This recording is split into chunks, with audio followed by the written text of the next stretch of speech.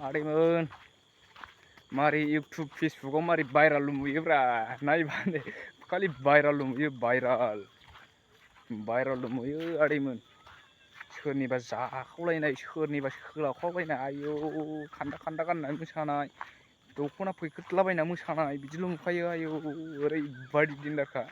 फाग्ला हंगारा जाबाय दानि जुगाव फाग्ला बेफोरबायदि मानसिफोरखौ मोनबा आयै आङो बायलाजोबसिगौलै फाग्ला बेफोरबायदि मानसिखौ मोनबा दस्राफ्रा मारै मोनो जोंहा मानो मोनाब्रा मारै आयै खाफालानो गाज्रिलै जोंहा आदैमोन फाग्लासो खालि मुजाहां फिथोगर नामा जाङि गाननानैल' मोसायो सिख्लाफ्रा बा फेसबुक वाट्सआपआव बिदिल' नुखायो मोजां मोनोबा लाइक कमेन्ट शेयार गावस्रालाबायना हो आदैमोन नैबे आंनि इउटुबनि गेजेरजों 27ल' साबसक्राइबखौ 1 मिलियनसिम लांना होदोब्रा अननानै।